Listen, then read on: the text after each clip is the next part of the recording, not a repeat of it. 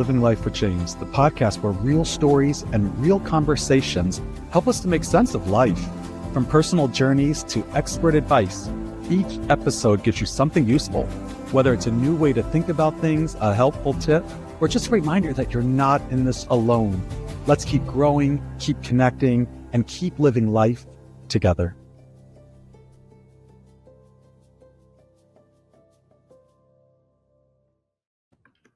Welcome back, everyone, to another episode of Living Life with James.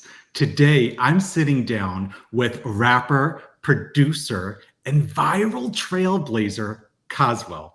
From breaking boundaries in music, listen, you blend masculinity and femininity in this unapologetic style. Cazwell has built a career on being bold as he is authentic. So today we're going to get into his music, his viral moments, and how it all connects to mental health and living your life on your own terms. So please help me welcome Cazwell.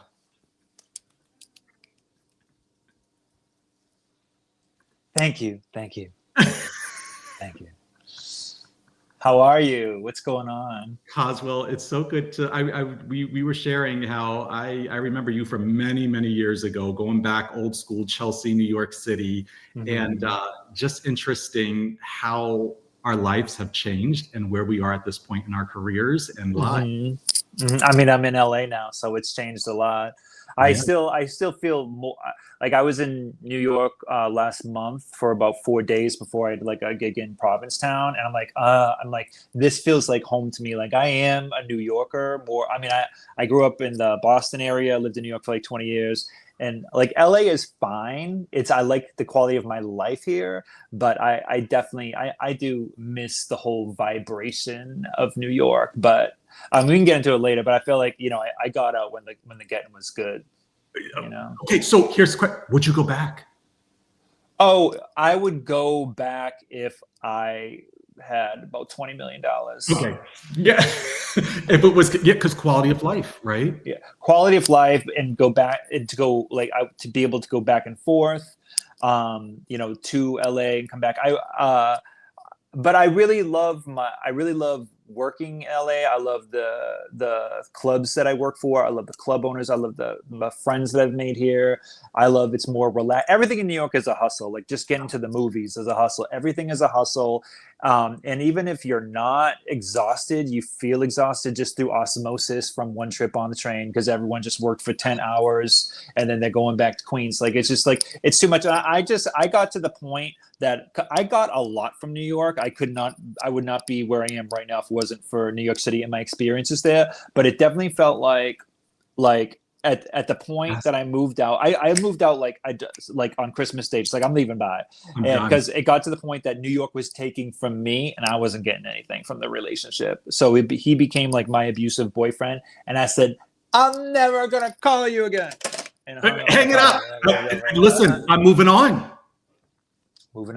Yeah. So I like to visit. Same. I think we're in the same boat. I'm laughing because I can relate. I'm sure anybody listening can relate. Props to you if you are living there still. And there are absolutely amazing things. When I was going back and filming, it was nostalgia and history and so many things I love. And I would be back there. It's a part of who I am. But that quality of life, the hustle and bustle, the anxiety of rushing, it's night and day from coast to coast. Yeah, I listen. If once you're in here in January and the 82-degree sun hits your skin and you're wearing like tank tops and basketball shorts on January 15th, like it changes your perspective. So I mean, I like palm trees. I like the sunsets out here. I like the quality of life. There's things about New York that I miss, but it's not worth the stress. Anyone I know that's still living there, and anyone I know that's lived in New York for more than like 18, 19, 20 years, they all have rent control. But I don't know anybody in New York out of my friends that hasn't had moments which are up all night freaking out about how they're going to pay rent. Like housing there is a legalized scam. The local government doesn't take care of their constituents the way that they should. So so I'm I got everything and more that I could out of New York, and I'm willing to take more when I can afford it. Yeah. When I don't have to worry about rent or losing a club gig, or This is a whole podcast in itself. Trust me, right? Trust me, I could go off. Living life coast to coast, what it's like to be in LA versus New York City. I'm sure there's even some controversy around that one.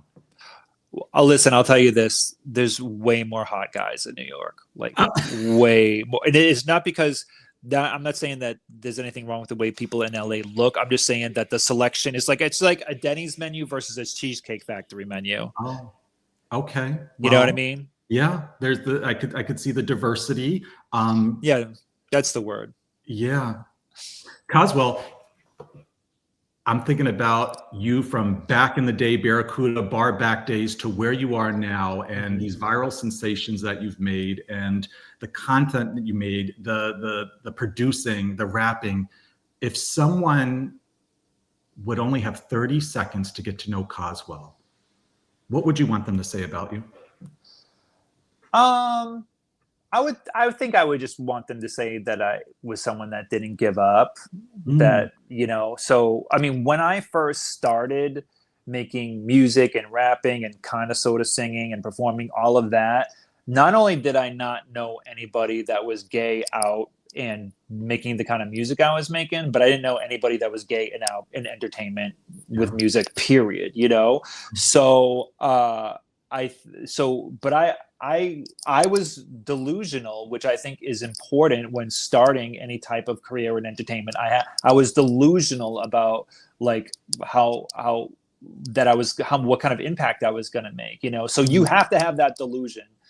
So I would probably just say like now, like I'm still like making music. I have a anthology that comes out. It's actually on the 12th. I thought it was the 19th. They switched it back to the 12th. Doesn't matter. Okay, let's get the plug in now, because we're about to talk about the music. Okay. What are you about to release, Cazwell? On the 12th of September is the Hits All Over Your Face anthology with about 30 songs on it, and that's including like a lot of remixes. Everything's like remastered. There's 3 new songs on there, and it's my collaboration with Peace Biscuit, which is owned by and run by Bill Coleman, and I was on that label. It's an independent label I was on for 14 years. So we're re-releasing a bunch of tracks, not only the singles but favorites and remixes, and getting them remastered. They're all remastered and they're up on there. And so I feel like it's just like, again, kind of like a celebration of work that I've done. So, and reminding people of how important I am. Listen, that's enough reason in itself. But why should someone listen to this? What are they going to walk away with when they're listening to this album? Well, I mean, my songs are amazing. I don't know if you know my songs. Well, they're not for everyone, because only people with a certain level of intelligence and intellect can usually connect with my songs. My songs are known to make you a more attractive person. People that listen to my songs, they are basically accosted by people asking for their phone numbers. You tend to just morph into this more attractive person by listening to one of my songs at least like 6 or 7 times. Just a transition happens. Who doesn't want that? I've heard some of my songs have changed the weather. I think I've heard. The power of my music goes far beyond words that I can't even articulate it. I think it's an experience. That's why I have you here. It's an impact. It's a moment. It's right up there with quantum physics. Listen, you hear it you first. Get it, you don't. Dropping this album on the 12th. Listen, speaking of albums, I want to go back a little bit. I want to talk about one of your past tracks. And listen, some people would even say, Cazwell, that it was the most iconic track, Ice Cream Truck. It was a viral anthem. Looking back, what does that moment represent for you? Well, first of all, it wasn't viral because the word viral didn't even exist. So no one said it was, but in today's standards, it was viral. What that means to me is that it takes a certain talent that I had to pull out of myself. Yeah. it was kind of a mind trick now that I look at it. In order to make something, to be a songwriter in which you're really, you're conscious about how you come across with the song and the words that are going to come out of your mouth. Yeah. You always trying to impress yourself. But in order to make a super catchy song, you have to let go of that. And I did that for this song without knowing it, because this song was from my friend JB Goodman Jr. had a song called Spork, which is an independent film. JB has done a couple of my music videos. He wanted me to give him an original song. I had a couple songs that were, basically not going to be singles, but we're going to be on an upcoming album. I'm like, choose one of these. He goes, no, I want something specific to the movie. Just do it. And I'm like, well, what do you want? He goes, let's just make it simple, childish, cartoony, like something you would hear the ice cream truck play. And I was like, I had less than 2 hours. I was at the studio in Connecticut. I had a Chinese food hangover. I said to the engineer, I'm like, listen, let's just do a song called Ice Cream Truck, because my state of mind was, no one's going to really hear the song. If they do, it's going to be for 11 seconds in the background of a movie. No one's going to know it's me. There's certainly not going to be a music video for the song. So I wrote it as if no one was going to hear it, which takes away the anxiety and the steps you would take otherwise when creating anything, but particularly as a songwriter. And, if you rap, because it's a silly song, doesn't sound like it took a lot of talent to do, but it's hard for a talented, it's hard for a talented writer to do something that doesn't take talent, because they're always on trying to impress themselves lyrically. So now when I try to do something catchy, sometimes I write a song as if I'm writing it for somebody else, not for me. So I don't care about it. So that's what I learned from that. There's a little life lesson. Here's a nugget, Cazwell. There's something to be said when we strip away the anxiety in our lives, right? I mean, here's the direct mental health connection. We perform differently, if not better, right? It clears a movement. There's more fluidity to it. When we are not anxious, we're performing in a different way. It's very the artist way when it comes to letting go of the attachment to the outcome. Wow. So if you are doing something because it has to exist, so I've learned, I even with all the new music that I'm doing right now, I've let go of the outcome. I'm just trying to do what I think I'm supposed to be creating. So also what I learned from that was, I remember, and I was talking to my friend about this morning, was that when I remember we shot the video. Okay, so I did the song, right? And so my manager, Bill Coleman at Peace Biscuit, was like, this is a pretty catchy song. You don't have a summer song. This is June. He goes, why don't you just grab a few friends, go to the ice cream truck, do a quick video. So I did that. I did the video in my apartment in the East Village where I was living at the time. And we found an ice cream truck. We got some footage there. I remember editing the video. Now this is 2010. I'm editing the video with Marco Vondo. Instagram is not a thing. Okay. I'm editing the video with him, and I start to get anxiety, and I think to myself, this is the gayest thing I've ever seen, and somebody might try to kill me. I really thought that. Listen, now we can laugh about it now, but I can't imagine. We can laugh about it now, but now it's every other Instagram I see. Now so I think it's fair to say that video was the first of its kind. But I'm telling you, I had a little bit of anxiety. But then I don't know if you remember Mother Flawless Sabrina, rest in peace. She had said to me, and I try to take this with me. She goes, if it doesn't make you a little scared, it's probably not worth doing. So I'm like, okay, we'll just do it. And so I remember it got like 1 million views in 5 days, which at the time, that was really, really, really, really good. And I was like, oh, wow. So, and I was kind of like running on the popularity of that. And I remember like the following year, or maybe a little bit earlier, Krayshawn, who had that Gucci Gucci song, she got 1 million views and like a little over a week, and I did it sooner. And I said to my manager, I was like, well, how come she just got a record deal for $1 million to a Sony and I haven't? She goes, well, she's a straight white girl and you're gay. She's a straight pretty girl, you're gay.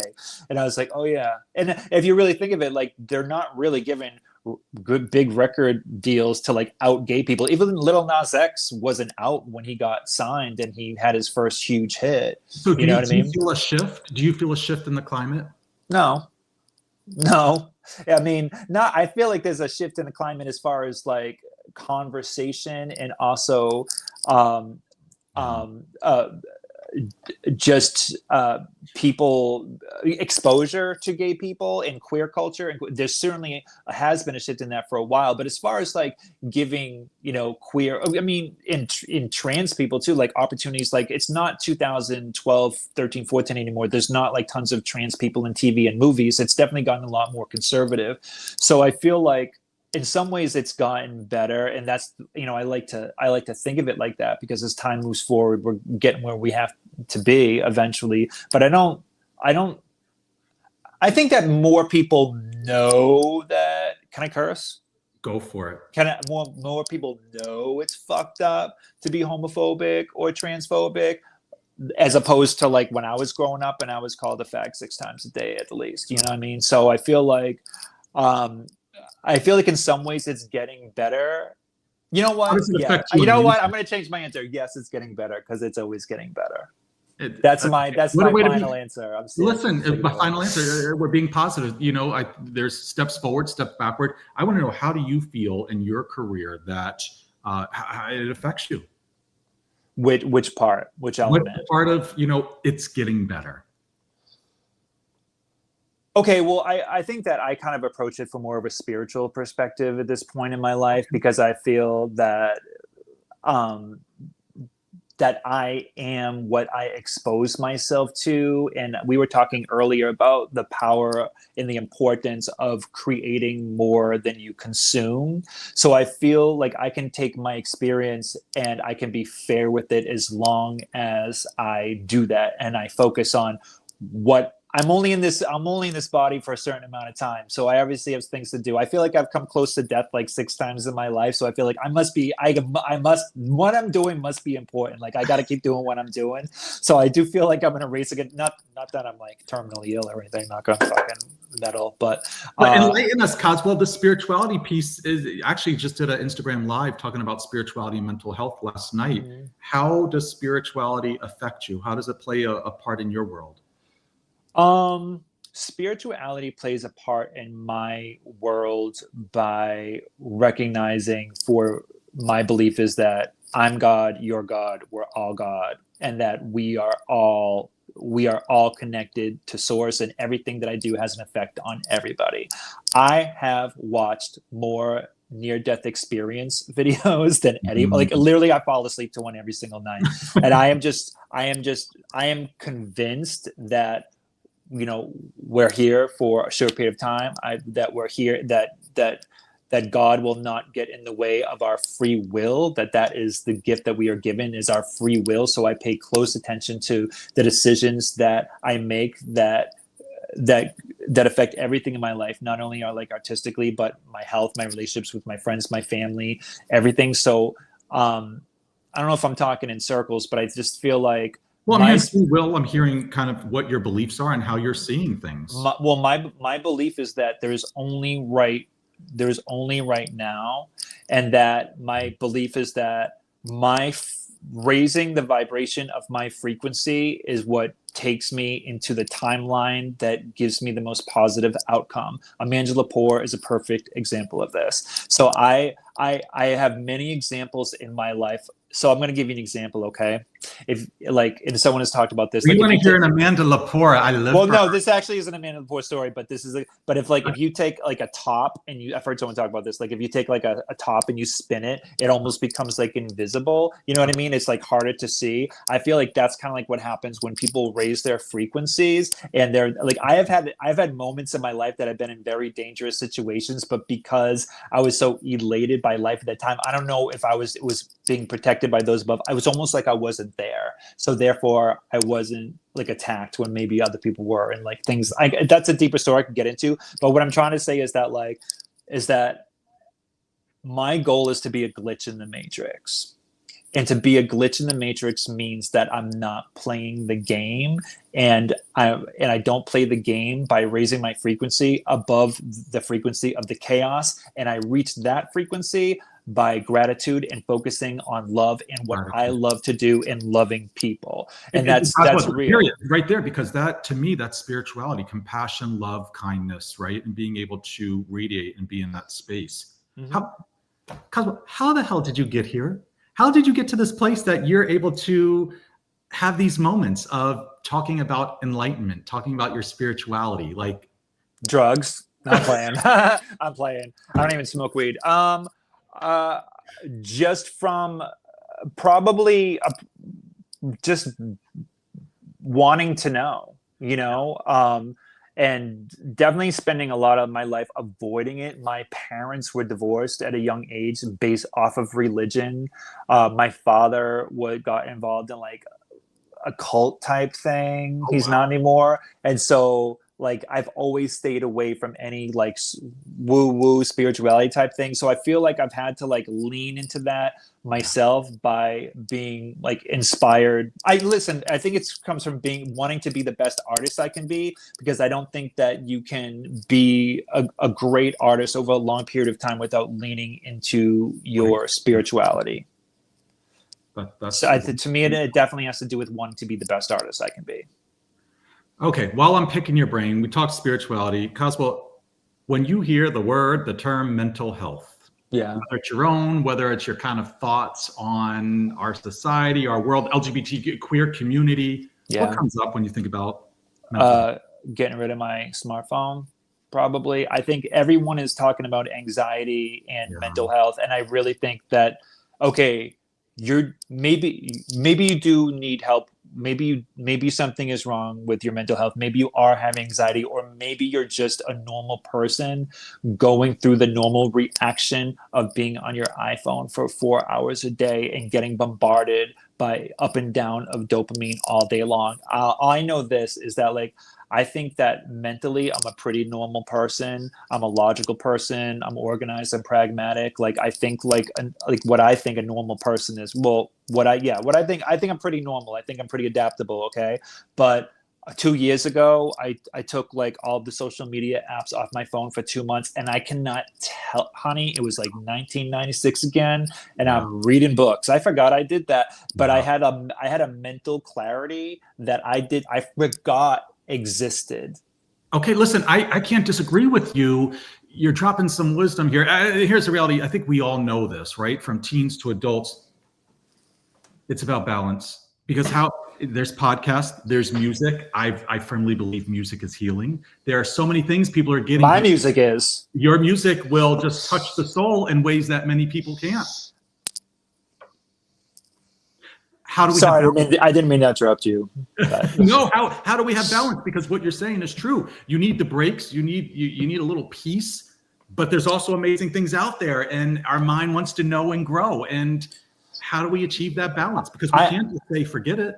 I'm definitely not saying that like that anxiety and mental health isn't the need for mental health isn't real. Like I'm not saying away that. I just think that I can say from my own story is that taking a break and monitoring your social media and your online presence, it has an effect on your mentality for sure.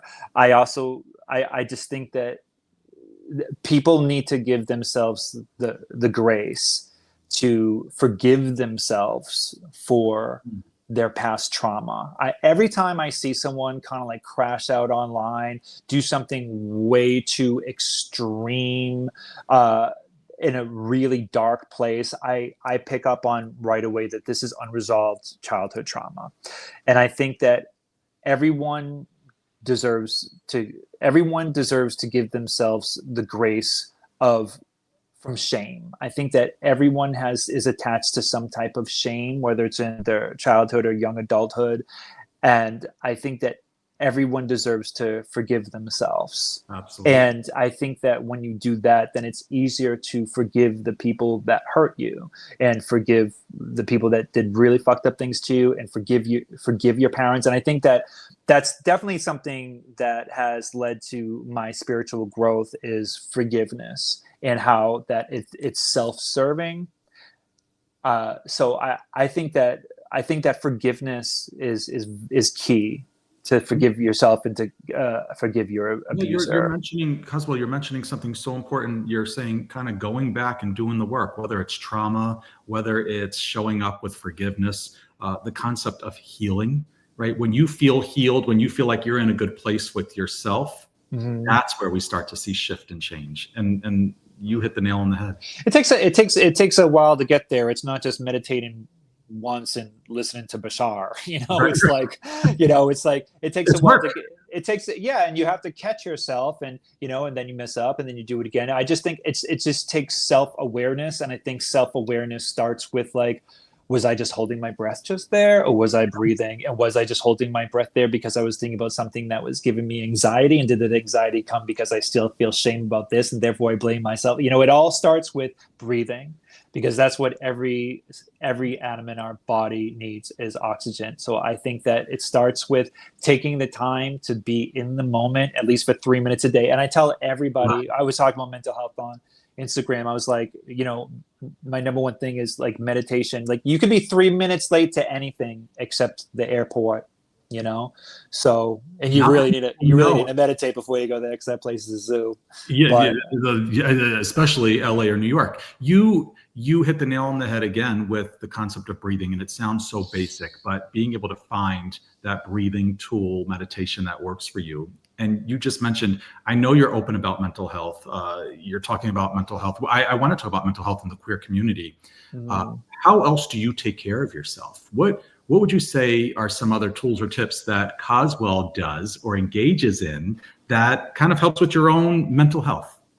Well, I think the thing that heals me the most is to be with my friends. And I have like 3 friends here. Like one's my roommate, who's a very good friend of mine. And then I have 2 friends, that the kind of friends that I call on the phone and we talk about everything. And I've just spent like 3 days with my friend that I was just kicking it with here. And then a friendship is everything to me. So that is the big thing. And I listen, I know how I sound when I say, oh, exercise, but I did get back into the gym lately, and I have to admit that I leave feeling great. And also, like, discipline is self-love. Yeah. Like, I mean, Serena Williams said it. It's got to be true. You dropped some big ones, right? So you're saying movement, exercise, how that affects clearly the chemicals in the brain, connection, and what that does to us. Community in general is a huge thing that's people are missing in the United States. They take away third spaces for us all the time, or you have to pay for it.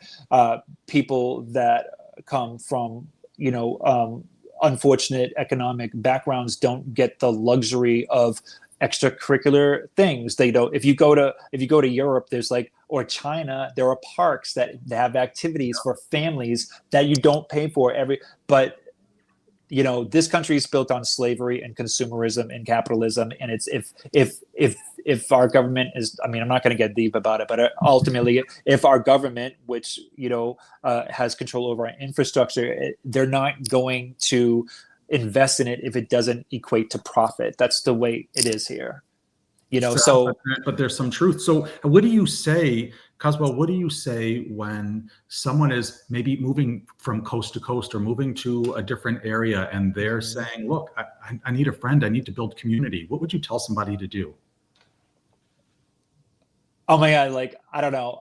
I want the innocence of being a child again. I saw something, maybe it was on YouTube or whatever, but it was really beautiful. Like this girl's at her front lawn, and this girl on her training wheels is running by, and the girl sitting there says, I want to be your friend. And she goes, and the girl on the bike's like, okay, let's go. And then the girl turns and says, bye, mom, and chases after the girl. I'm like, that's like me. I'll drop everything for my friends. Yeah. And I think that, I think that, what was the question? Okay, so somebody that's like, look, I'm in a stage in my life where I'm trying to meet people. Okay. Get on that tricycle, ride past somebody's house. Ride it.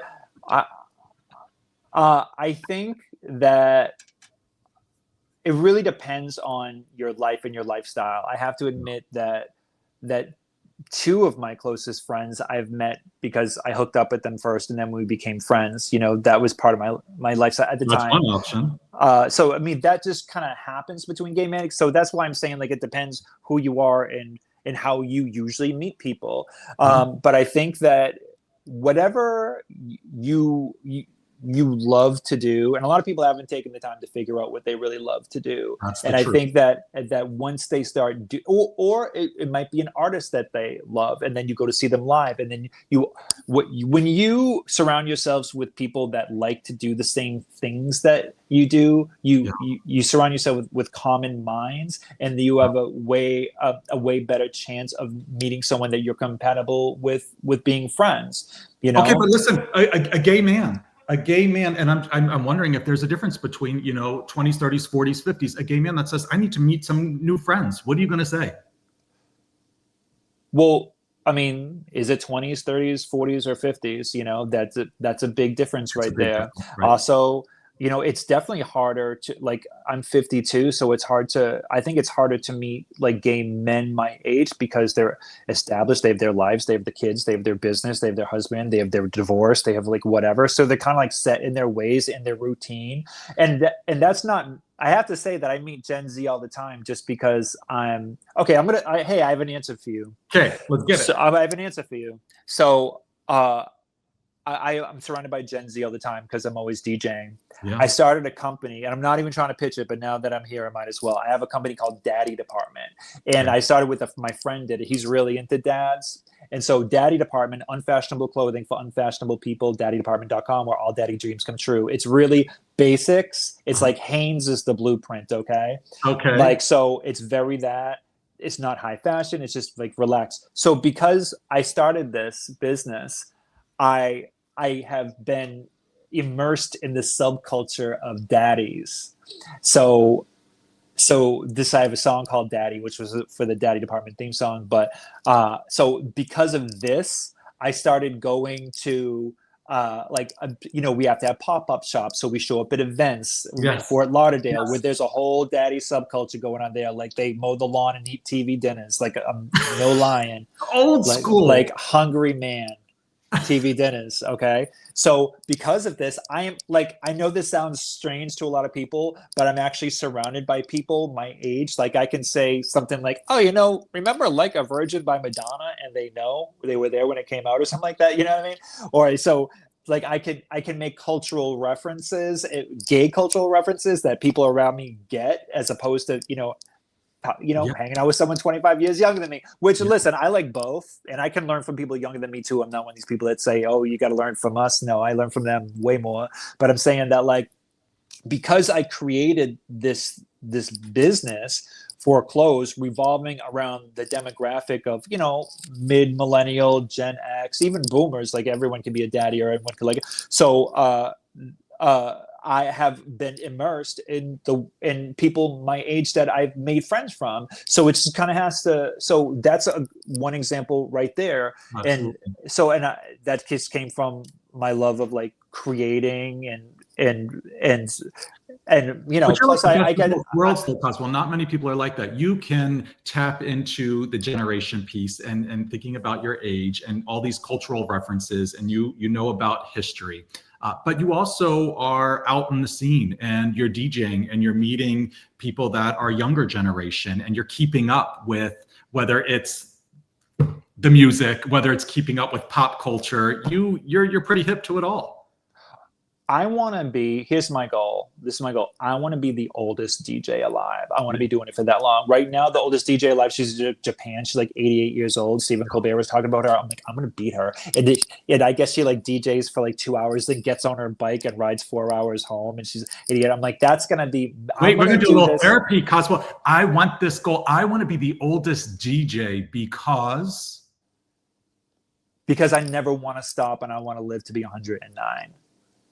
And it does something to your soul. I want to live as long as it's fun. I want to live as long as I have fun, and as long as I have friends and it's fun. If you know what I mean? As long as I have friends, can make friends, and it's fun. Like that, I think that people forget. Okay, you need to bring this conversation on your show because no one ever talks about this. The importance of fun is so understated. Like to have fun. People don't even know how to do it anymore. They're pretending to do it on their phone. It's an act. It's theater. No, to have fun takes surrounding yourself with people that are fun and bringing it out of you. Like it is so. We're gonna have some fun. What are we gonna do? What are we gonna do? How are we gonna have some good old school fun? Just a laugh, a humor. What are we doing? Okay, first of all, it's not about what the project is or what we're doing. It's a state of mind. So it's like you find it, you jump into it, you stay it, you bounce with it, you bounce around with it. It's perspective. Doesn't matter if we're in the house, if we're in the club, we're in the movie theater. You know what? It's being silly. Let's make wigs out of paper mache and play Girls Just Want to Have Fun. You know what I mean? Like it's the energy. It's not like, because I could be DJing and be miserable. I know I'm gonna take it, or I could be like da, da, da, you know what I mean? So it's not what you're doing, it's your perspective of it and how that applies to what you do. It's you living your best life and being authentic and showing up and having a good time, and not being this. I mean, social media is another reason why people aren't having real fun, because they're so afraid of being of cringe culture. Like, let me tell you something. I just talked about this on my TikTok. Okay, the reason Lady Gaga is where she is because she's delusional and she's cringe, and I've known that since the day I met her, and that's why I adore her. Because when I met Lady Gaga, I rapped on a single of hers for when she was just starting, and I performed it with her. And when I first met her, honey, she took her art so seriously. Like, I showed up to a sound check. She was, I don't know how it turned from fun to Lady Gaga, but here we are. But like, I showed up for a sound check. She was done head to toe. The glasses with the freaking jewels and shit. Yes, but we're talking about being yourself. For a sound check at 1 p.m. I remember I never even met her before. Didn't even know how to say her name. And I showed up for the sound check, and I said to the bartender who's setting up at 1 p.m., I was like, "Is that Lady Gaga?" He goes, "Yeah, look at her. She thinks she's on in 5 minutes." I'm like, no. Yeah. And also, but she's a really nice person. She's not one of these people that take herself so seriously, but they're an asshole. And you've talked to anyone that works with her, so she's nice to everybody. Wait, so I want you to go deeper with this, because I want to bring this back, because what you're saying is really, as you said, a whole other podcast that's a show in itself. Have fun. It's not about what you're doing. Sorry, I took a left turn there. I apologize. Listen, but it's relevant, because Lady Gaga is the concept. And I think the concept with this idea of having fun is being true to who you are, letting go, the energy, embracing them no matter what you do. It's kind of leaning into the moment and enjoying yourself, letting your hair down, not worrying about who you should be, what authenticity is. Cringe phobia cannot exist in your person if you are going to have real, authentic fun.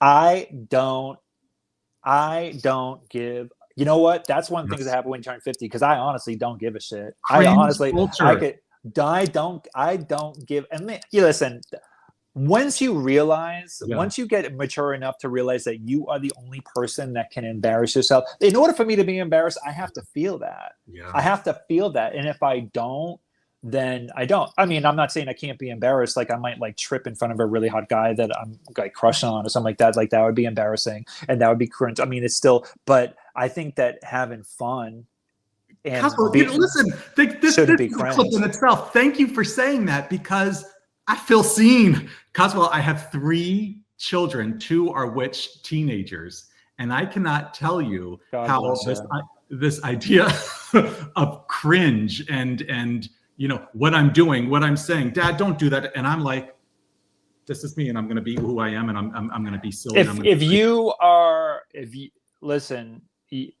If you really let go of the inhibitions and you really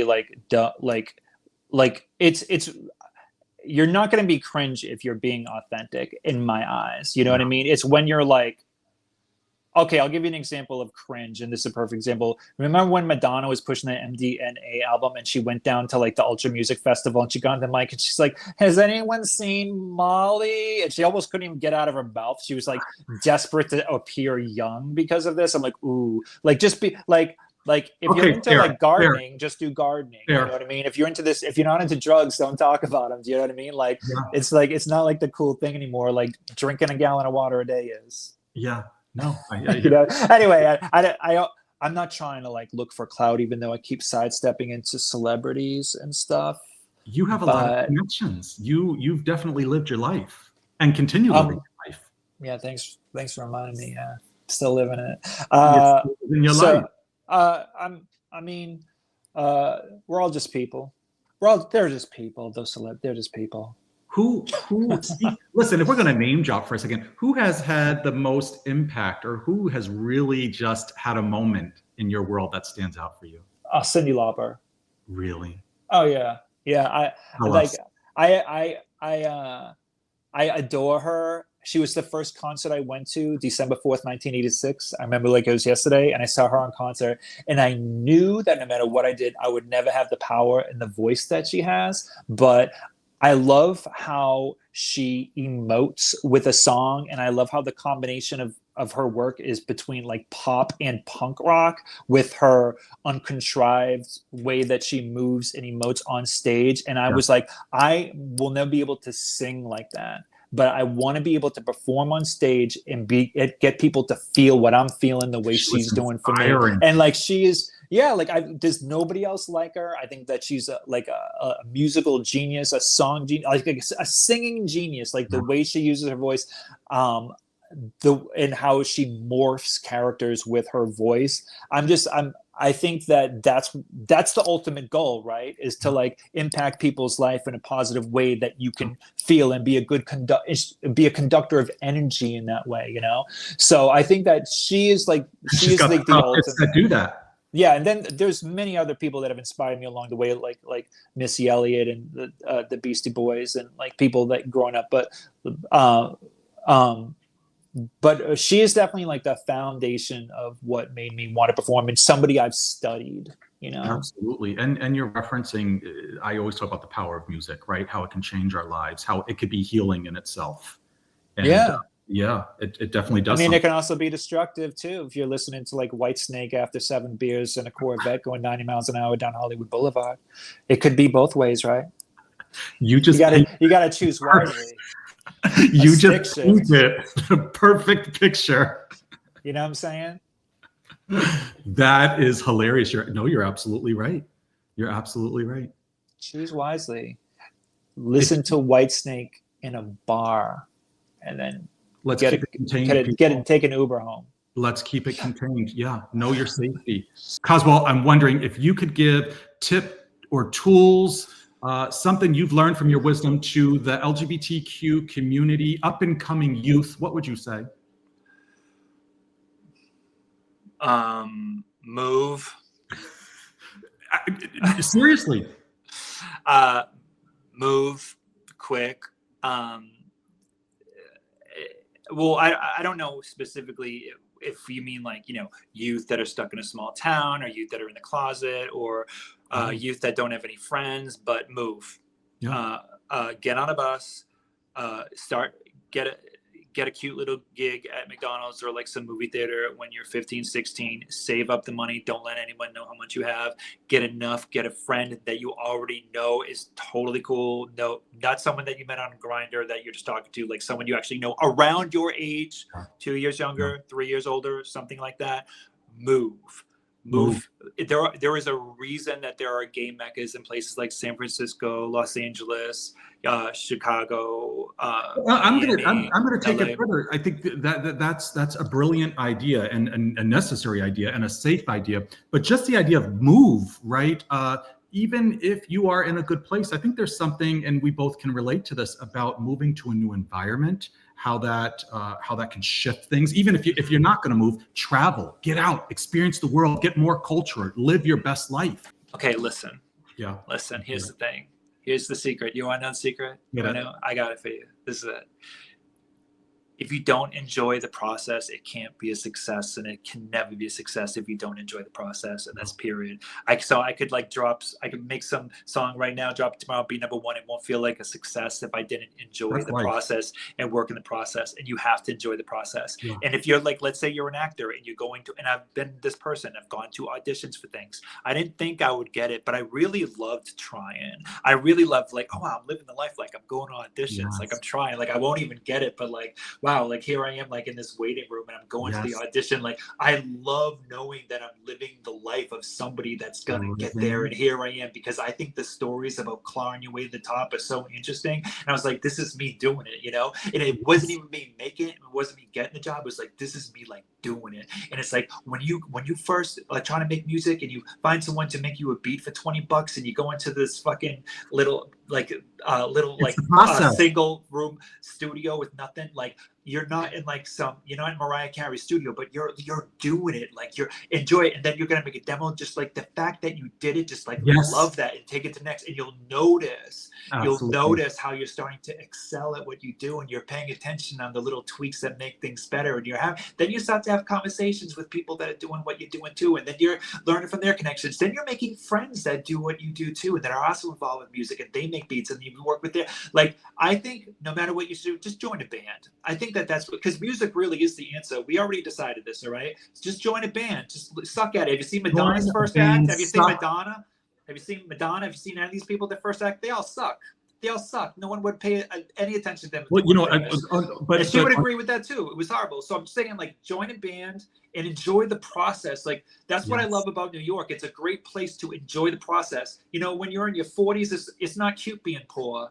You know, 20s, 30s, you can get away with it. You know, enjoy the hard times. I'm glad you're saying that. It comes with a little wisdom, right? Because we have lived and had these experiences, but this is like the motivational quotes that we hear. It's not about the destination, right? It's about the journey. It's not about the outcome. It's about the process. It's about going through this and really live. Whether you're dating, getting married, whether you are in the studio, whether you're showing up for work, whether you're failing, succeeding, enjoy those moments. You heard it first here, Cazwell. Yes. I think I manifested it too. Because remember the movie Beaches? Remember when her best friend, who became a star, she was living in this New York City apartment where the bathtub is in the kitchen. I lived there. Like, I lived where the bathtub was in the fucking kitchen. And I think it's because, like, I was fascinated with, like, the starving artist, and I want to get there. And then I became the starving artist, and I became fascinated with food. And I didn't want to starve anymore. You know what I mean? So you got to change your manifestation before it's too late, or else you'll stay there forever. Well, change manifestation. But, you know, I heard from you, there's something about the way we're living our lives. And for you, you mentioned, and I talk about it all the time, gratitude, right? Gratitude, showing up, your attitude, how you're kind of getting through life, that affects us. Listen, all of that can change in the language that we use. I didn't have to do this interview with you today. I got to do it. Before I went on, I'm like, oh, I get to do an interview today. And then when I go to the gym, I get to go to the gym. And when I have a show in Nashville, I get that because I get a show in Nashville. It's all just changed the word, and it changes everything, because, like, there are people that do what I do, and some people, like, you know, they're in the same spectrum of out gay performers, like people on Drag Race, or people that, you know, gay people in the club circuit, and they, you know, they're flying, they live in airports, you know what I mean? And everything's like, oh man, I gotta get to Miami tomorrow, that I have to do this. No, bitch, you get to do that. I get to do that. Do you know, this is another reason why I don't give a fuck if my next song does well, fine. If it doesn't, you know how many independent artists there are in this country? Like, probably at least 2 million that would slap their own mother in the face just to have one song that made enough impact that someone bought them a round trip plane ticket to some bumfuck town, put them in the Holiday Inn and pay for their meal. I get that all the time.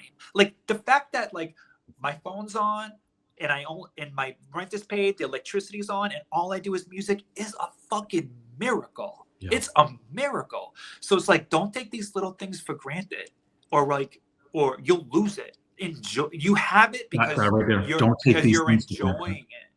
You know what I'm saying? Living in the moment.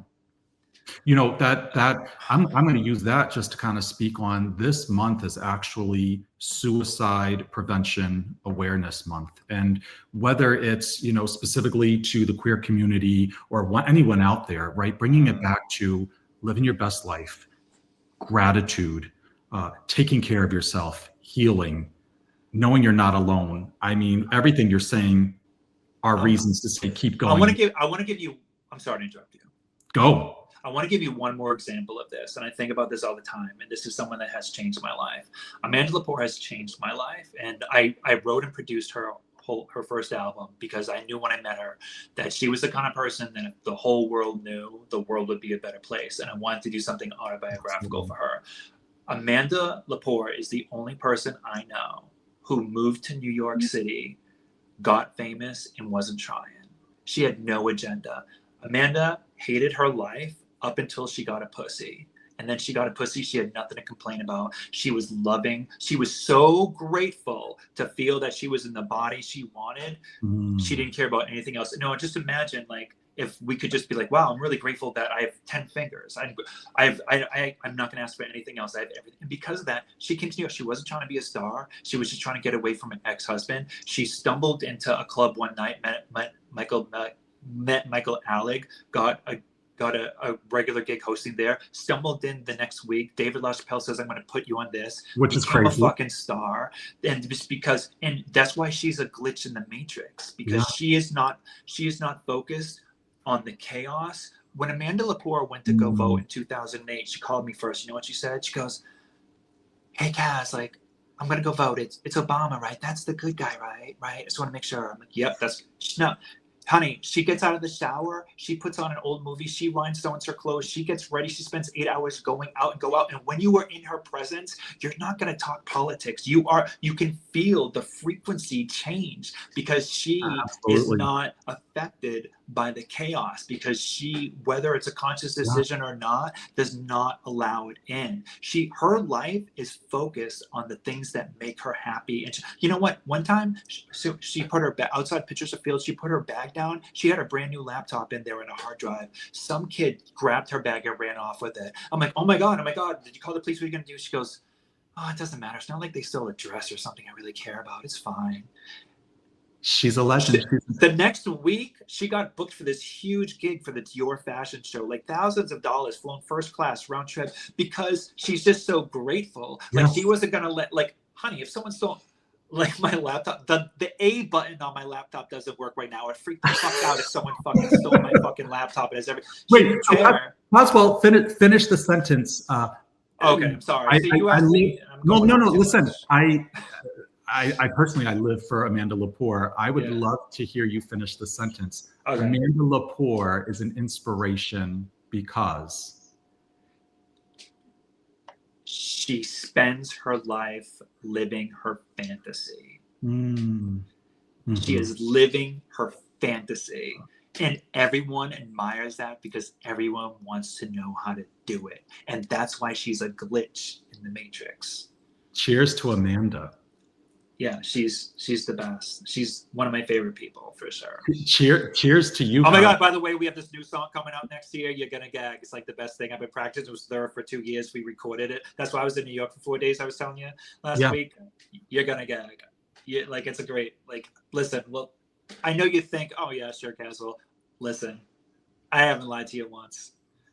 I know what's gonna happen when you hear the song. You're gonna go, I can't wait. I mean, I promise you. Okay. Listen, I'll say this. I'm impressed. Okay. I can't wait. Listen, I'm here for it. Cazwell. Okay. I'm gonna wrap up with some rapid fire questions. Okay. I want to know your brain is. I mean, you have so many fabulous things to say. I could listen to you for hours, but we're gonna cut. I'm really talkative. Sorry, I know. No, this is amazing. Okay. People could listen to you talk for hours. From your life experiences, I want you to think, if you could drop one tool on people listening right now, something that affects mental health or well-being. I've heard you say a few, but what's the one main tool you'd want people to leave with, to say this could change your life? Get up with the sun. Get up with the sun. And everything else will fall into place. What song makes you want to dance? Oh,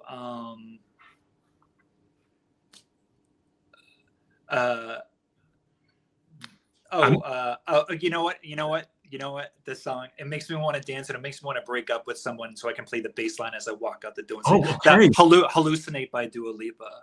Oh. You know the bass line that begins like dun dun dun. Yes. I'm like, that's my fuck you, I'm out of here beat. Yeah, we all need that type of song, right? Yeah. It's empowering. Yeah. Okay, Cazwell, what brings you joy lately? My friends. That's a great answer. What's your go-to comfort food? Guilty snack? Oh, fried chicken. Oh, for sure. Mm-hmm. With sriracha ranch. Okay, I can't get with the siracha, but I'm there with the fried chicken. Listen, I can't usually do sriracha either, but the ranch balances it out. Okay. I can't do spicy. Maybe With that I can. Okay. What grounds you when you feel off? My friends and like meditating and focusing on my breath. Last one. If you were to gift or give a book recommendation that everyone has to read, what would it be? Atomic Habits. Atomic Habits, good book. Oh, you have it? You read it? Okay, I was going to grab it because I forgot who the author was, but Atomic Habits. Cazwell, I appreciate, I could go on. This could be a 5-hour podcast and we could talk about anything and everything. I know. I got an album rollout. You can't keep me too long. You're really selfish, My apologies, because I could keep going. I got so many questions for you, and there's a lot of great content here. Listen, all the best on your album. Thank you so much. I really appreciate that. On all your success. Thank you for keeping it real on Instagram, on the clips, and I appreciate you talking about mental health because it's real. It's a part of our worlds. It's something that has been a taboo for many people, and it's great to see people talking about it and mentioning their lives, what works for them, what doesn't work. It normalizes things. I really appreciate you. I appreciate you. And I appreciate you letting me plug my album one more time. Hits All Over Your Face. Please go listen to it on Spotify 17,000 times. It sounds better when you buy it too. So if you download the whole thing, that's great. And Daddy Department, for all you daddies listening, or the ones that love them, daddydepartment.com, unfashionable clothing for unfashionable people, where all daddy dreams come true. There you go. You just said it beautifully. Listen, this was amazing. I feel like I need a follow-up with you in the DJ booth and, get in my life. And I'll have to come to LA. And we'll do one when next year when the other album drops, when I have the single with Amanda, we should do a 3-way call with Amanda. I would love that. Cazwell, I will be in touch and we will stay connected. I'll be waiting. All the best. I'll be waiting. All right, bye, baby. Want to be a guest on Living Life with James? If you got a story or a message that you feel can inspire or help others, message me through my website or DM me on Instagram. I'd love to connect.